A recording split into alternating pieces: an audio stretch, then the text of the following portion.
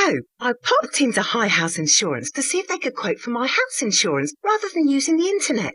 High House got a great deal. So to celebrate, I bought a posh hairdo. It made me look beautiful, gorgeous enough to become a highly paid model. I then won Celebrity Big Brother. I had an affair with an MP. Now I'm promoting a doll of me that says, "Cool blimey, you're well fit." Happy things happen when you talk face-to-face with High House Insurance. See if we can beat your home insurance quote from the internet.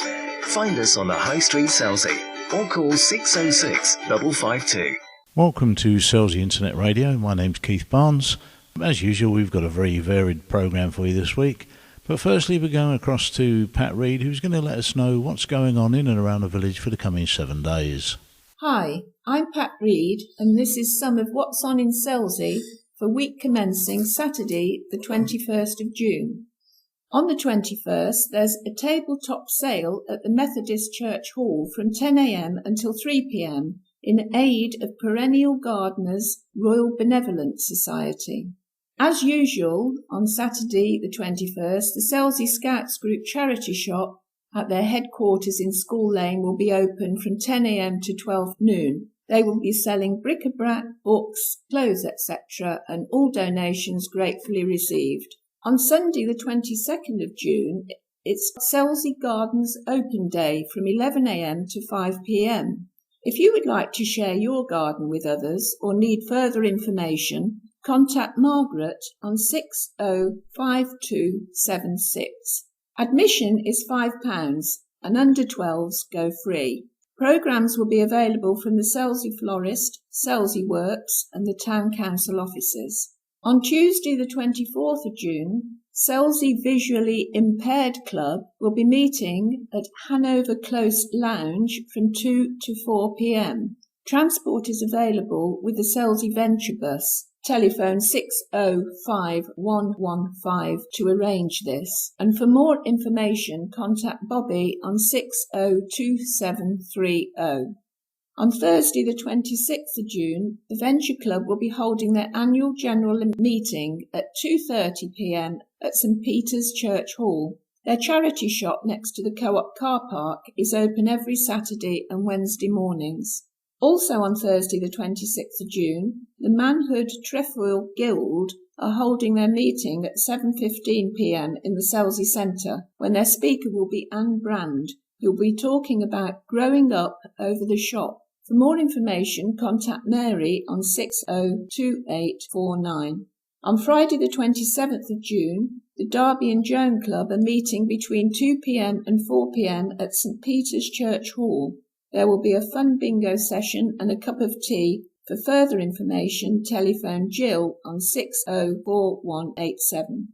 Also on Friday the 27th of June, Selsey U3A will be meeting at 2 p.m. at the Selsey Centre. Their speaker will be Andy Thomas, who will be talking about crop circles. Find out more from their website, which is www.selseyu3a. Also on Friday the 27th is the PTA Prize Bingo evening at the Academy, School Lane. Doors open at 6:30 p.m. and eyes down at 7 p.m. Well, thank you for that, Pat. Lots of things there for folks to do. We're going to go across now to the potting shed, or still as I think it's better known. We're going to visit Hugh and Giles, who will be talking about the benefits of the elderflower. We've got Giles back in the studio. Giles, it's still June. Yeah, we're still in June. Before we do any further, I'd like to mention Selsey Gardens Open Day, which is the 22nd of June, between 11 and 5. So anyone, please try and support this, because it's a very charitable thing, and there are loads of lovely gardens to be seen. Regarding outside and out and about, obviously we're coming round, the longest days coming round about this month.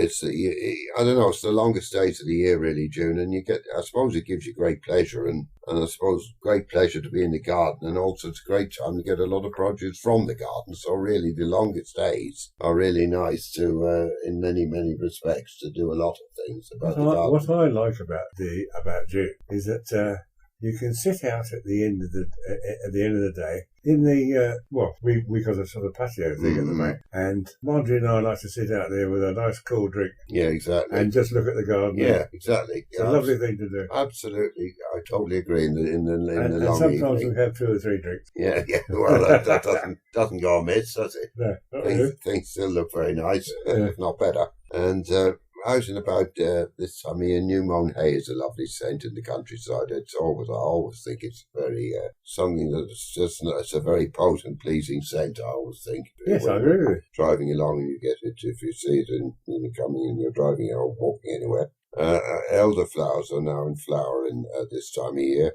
And the little thing about elder trees, elderflowers is summer is never established until elders are in flower, and it only ends when the elderberries are ripe. That's a little saying, and it's a very true one, in fact. Yeah, and the great thing about elderflower is that you can use it to make the most wonderful sparkling wine. Yes, you can. And furthermore, so at the end of the summer, you can use the berries to make a nice red wine too. Exactly.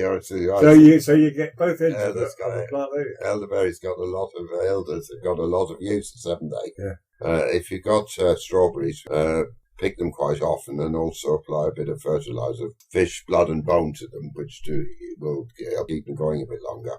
If you've got sweet peas to sow, you can still sow them outside now, straight away, where they're to flower. It's okay still to do that. And after the final harvest of asparagus, which will be this month, feed the crowns with a general organic fertiliser, which will help the crowns get ready, to produce for next year, and then leave the foliage pretty actually, leave that alone and let it grow up, and just leave it alone. Late French and runner beans can still be sown outside. It's not too late for them at all. Another little thing, parsley. Eat some parsley if you've had garlic, it'll do the business. And as we bow out as usual on a silly idea, what do you get if you cross a potato with an amphibian? Go on. A potatoad. All right, Giles. Thanks a lot. See you again. Well, thank you there, Hugh and Giles. It would appear from what we've heard today that if you can grow it, you can brew it. And that doesn't seem a bad idea to me. And without further ado, we go back over to Pat Reed, who, as our Selsey shopper this week, is going to inform you of what's to be bought and where to buy it. Pat. Hi. Each month I'll bring you a few informative and hopefully helpful hints of what's going on in Selsey shops. This month I have another 5 establishments which caught my eye on my walk around. Walking north just past the junction with East Street on the left, you'll see a sandwich board advertising Debbie, seamstress. Follow the arrow around the back of the building and you'll find Debbie working away on her sewing machine. Debbie will do alterations to everyday clothes or something more special such as bridal or evening wear. In fact, anything you would like altering. She also does leather work and no job is too small. Also, if you need those curtains taking up, Debbie is here in the village with reasonable prices as well as saving you a drive into Chichester. Her hours are 9 a.m. to 3 p.m. Monday to Friday. If any ladies are looking for that special hat for an upcoming summer wedding or ladies' day at the races, Bella, on the corner of the Bridleway in the centre of the village, has an attractive stock of hats for all occasions. There's also an array of evening gowns and outfits for that special occasion, bridesmaids' dresses and bridal accessories for girls and ladies, as well as page boy outfits and also swimwear. So if you're planning a cruise and looking for something special, Bella has a good choice of clothes and accessories on your doorstep. And don't forget, if the size isn't quite right, then it's only a stone's throw to Debbie, who will alter any outfit for you. I passed the Clothing Co., which is run by Jackie. Her shop is outdoors in the entrance to the snack shack in the centre of the High Street. She's there Monday, Wednesday, Friday and Saturday from 10 a.m. until 3 p.m, weather permitting. There's a large choice of ladies' clothes and a few for men at very competitive prices. Well worth a look if you want to stock up on your holiday outfits. For the smaller residents, Jan's, at the entrance to Penny Lane in the High Street, has a large range of nearly new children's clothes from birth to 7 years old. Everything looked new to me, so I was surprised they were mostly nearly new. She also has a few toys and other items for babies. Prices are very good, and I'd advise mums to have a look in there before paying higher prices in Chichester. Anyone who needs a key cutting while you wait, call into Rudwick's, which is situated near to and on the same side as the fire station. They also carry a large stock of DIY and gardening items, and if there's something you can't see in the shop, they can usually get it for you.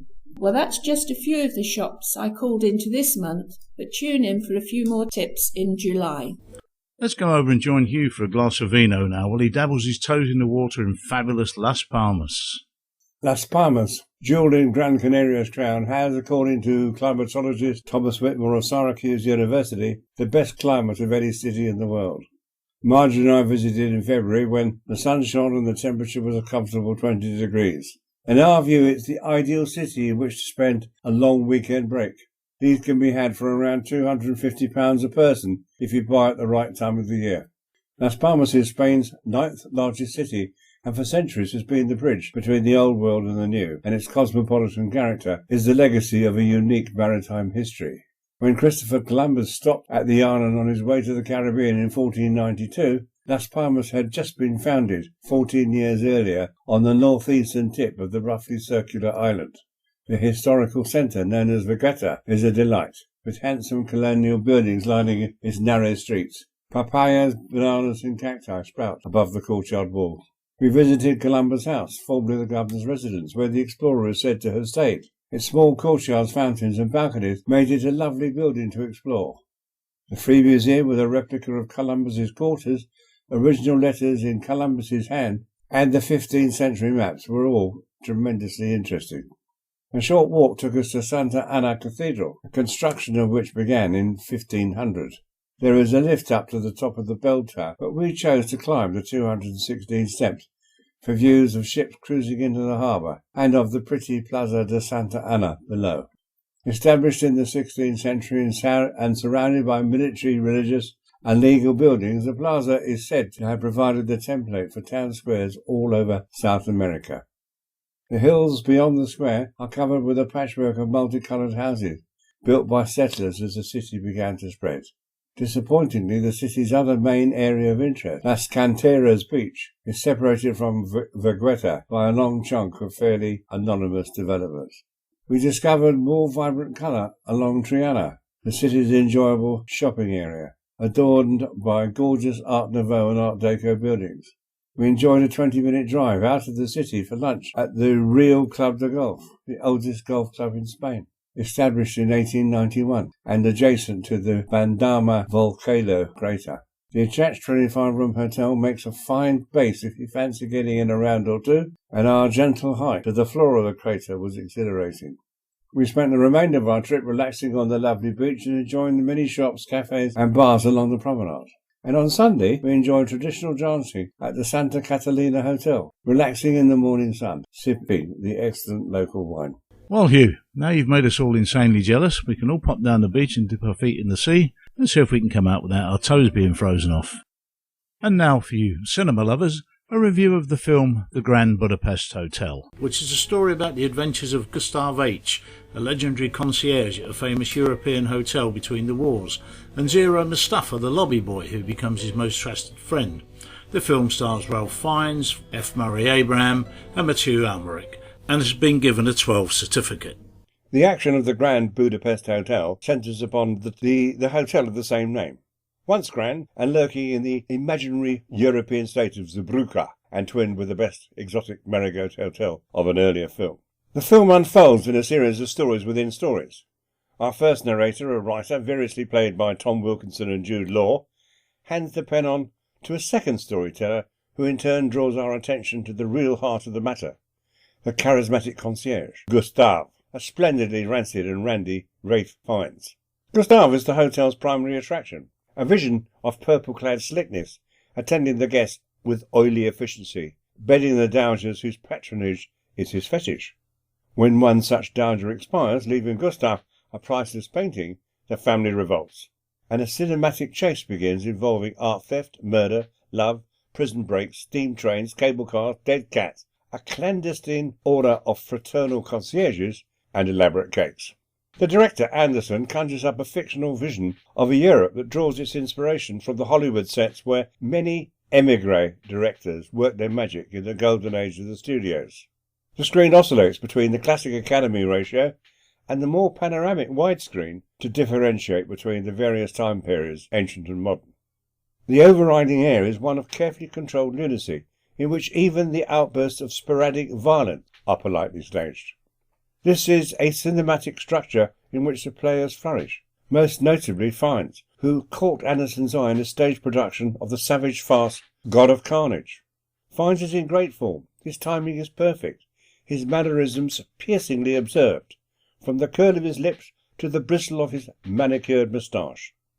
Sometimes the fleeting celebrity spectacles are provided by Bill Murray and Owen Wilson fight for space beside Harvey Keitel's shaven-headed comrade in crime, Jason Schwartzman's third-rate concierge. They all threaten distraction, yet each time we return to Abraham's aging narrator, the story settles once more, allowing the deeper undercurrents of personal loss and historical tragedy to surface. This is a hermetically sealed environment in which reality is something you only read about in books, and the upheavals of the interwar years provide tone rather than a political background. What makes this wonderful film worth seeing is the rapier-sharp wit of Fiennes, on point at all times. Thank you for that, Hugh. One to watch, obviously. And now, Selsey's busiest man, without a doubt, Hugh Graham, is found speaking to local Selsey celebrity and rector, James Wesson. Well, we have James Wesson this morning, rector at Selsey. How long have you been rector now, James? I have been rector in Selsey for 2 years. Okay. Have you enjoyed it so far? Hugely. I enjoy it very much indeed. I love the village, like the people, and the only thing is it's an all-consuming job. It's very, very hard work at times, but particularly during Lent and Holy Week. Well, it can't be all that much fun for a bachelor. You haven't got the support of a wife, have you? Well, I haven't got the support of a wife, but in many ways that means I'm freer, although that will upset a few people, no doubt. But the other thing is, it does enable me to get out and about an awful lot to the sort of the pubs and the clubs and the restaurants, as well as people's homes and Bun Leisure, etc. Now, if I remember rightly, in fact, I know I remember rightly, I was in the Selsey Hotel just before Christmas when you were orchestrating an impromptu choir, singing carols. Well, we now do carol services known as karaoke in the Seal every Christmas. It's normally the Saturday before Christmas at 3 o'clock. And it gets an enormous number of people there. It's very popular, and the singing gets better and better the more booze is consumed. But, it's a very, very good occasion, and Fran, our organist, comes down and plays the electric piano. The choir come down, and people sing very loudly and with great enthusiasm. And in fact, the last 2 years have gone so well that we took it to the Solent View Bar at the Oasis place on Bun Leisure. Okay. And it worked very well there too. Have you had approaches from other pubs in Selsey now? 1 or 2. Yeah? 1 or 2. Do you think you might take it round every pub? I doubt we'll get to every pub, but it would be quite a good idea to go to 1 or 2 others, because it's taking the church out into the community. In the same way that we do services in the care homes and in other places, so purely getting the church into the community of Selsey, because not everybody, for better or for worse, wants to come to church. Okay. Has the congregation grown since you've been here? I think so. I mean, we seem to be, on a Sunday, we do an 8 o'clock Book of Common Prayer service on the Sunday, where we get between 15 and 20 usually. Yeah. And then 10 o'clock Parish Eucharist, we get usually around 100. That's good. On big days, rather more than that. Days like Mothering Sunday or Christmas or Easter, of course, the numbers go up considerably. Yeah. But no, it's holding its own very well. And there's a fairly flourishing junior church. And the first Sunday of every month, we actually do a family Eucharist, where much of the liturgy, the readings, the prayers, very often a little sermon, is done by the children of the church. Okay. And sometimes their parents as well. Do you think this is following on the tradition of St. Wilfrid, or because we have a huge Christian tradition here, don't we? Well, St. Wilfrid started his evangelism or his evangelisation of Sussex from Selsey, and of course Sussex was the very last county in the United Kingdom, or what was then, I suppose, Britain or England, to be Christianised. And St. Wilfrid. So we were pagans right up until that point. Yeah. Yeah. Sussex was the very last, and Wilfrid, who had been up in York, I think, who was exiled by the authorities, came back via the Selsey Bill and began his evangelism of Sussex from here. And wasn't the original cathedral down here? At Church Norton. Yeah. Yeah. And that church, of course, as you know, was removed stone by stone from Church Norton in the 1860s and rebuilt where it is now, leaving just the sanctuary, which is now St Wilfrid's Chapel, up at Church Norton. Mm-hmm. And I imagine it's because of the shape of land that was available. That is why the church now faces the wrong way. It faces from north to south rather than east to west, and the altar is at the north end rather than the east end, as is the case in most churches. I didn't know that. No, that sounds fascinating. All right, so what do you enjoy particularly about your ministry in Selsey? Well, there are a number of things, but I enjoy the people, which is the core of the job anyway. I enjoy the people of Selsey. So what's different about the people of Selsey? Are they particularly difficult, particularly friendly, or I think it's a very warm place. I think it's very different from a lot of West Sussex, and I don't think it's anything like as affluent as many of our neighbouring parishes, particularly around Chichester and north and east and west of Chichester. There's a great earthiness about the place. There are lots of families here who are very deep-rooted, who've been here for generations, particularly the fishermen and some of the lifeboat crew. And the maritime influence makes it much more interesting as well. I think one of the difficulties with the place is that it is growing incredibly fast, the result of which the population is getting bigger and bigger and bigger. And which is why it's become a town now. And most people who've lived here for any length of time consider it's a village. I consider it a village. Well, I call it a village. Well, yeah. But it feels like being in a town very often when you look at the diary early in the morning and you think what you've got to do and where you have to go. But it is a big place, and of course with Bun Leisure now open nearly all the year round, it can swell enormously. And I do consider Bun Leisure as much part of the parish as anywhere else. Yeah. And so we do a lot there. We've done a lot of baptisms and weddings from Bun Leisure people as well as village people. So do they have a chapel up there? No. Do you think they will have one? I would think it's very unlikely, which is why we did the carol service in the bar. And interestingly, we got there with a choir of about 6, plus Fran on the piano, and we outnumbered the congregation at the start of this thing considerably. There were only about 3 people there. This was last Christmas? This was last Christmas. Yeah. By the time we finished, we had in excess of 80. Really? People just heard the music from the restaurant upstairs or from caravans outside and flocked in, and we went on forever. That was lovely, wasn't it? It was a great occasion. Made by the children, who were very excited because it was Christmas and they were all down there for their little Christmas break. Yeah. So the whole thing worked very well. So we'll do it again next year. Okay, so that's another anniversary. That's another anniversary, yes. Yeah. How wonderful. So you obviously believe, James, in taking the church out to the people rather than waiting for people to come to church.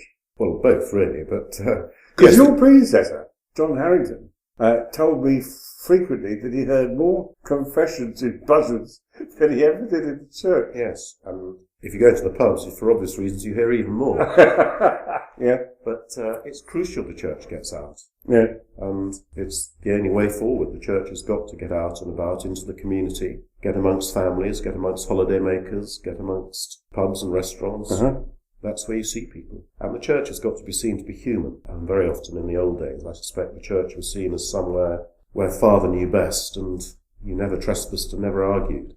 Yeah. And I think the church has got to be out and about in the village. Because God's for everybody, isn't he? Indeed.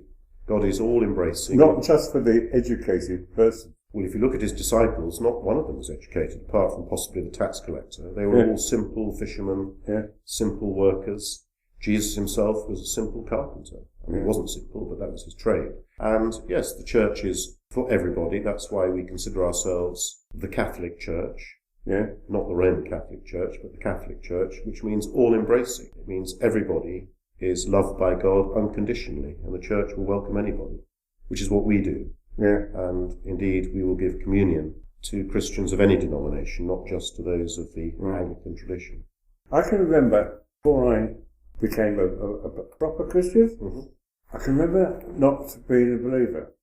Now I can't work out what it was I didn't believe, because I'd always believed in God, and I'd accepted Jesus Christ as an historical figure. But what it was I didn't believe, I can't remember now. And the conclusion I eventually came to was it wasn't a question of actually not believing, it was a question of not thinking it was relevant to me. And would you think that was true of many people?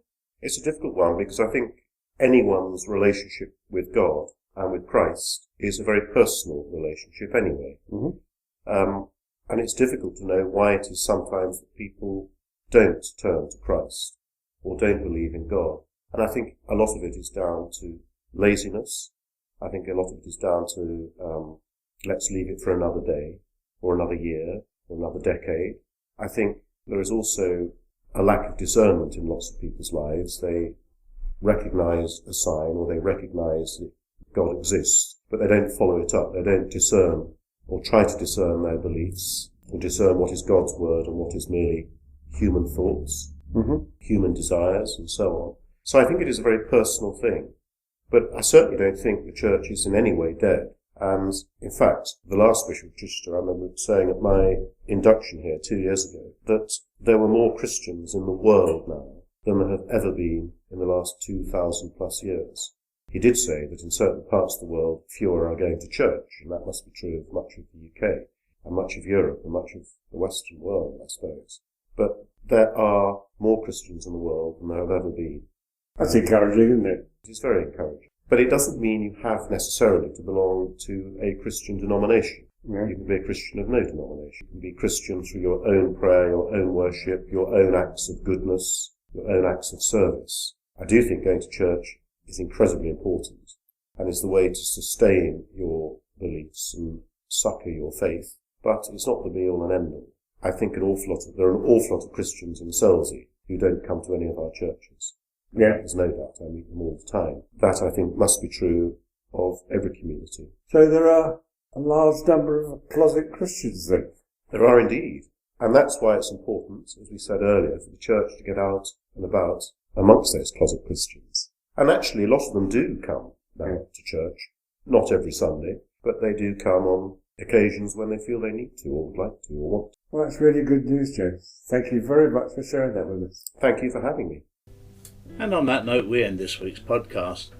I'd like to say a great big thank you to the production team this week of Pat Reed and Hugh Graham, and also to our guests, the Rector, James Wesson, and of course our good friend, Giles Peer. This is this week's editor, Keith Barnes, saying thank you for joining us, and please come again soon.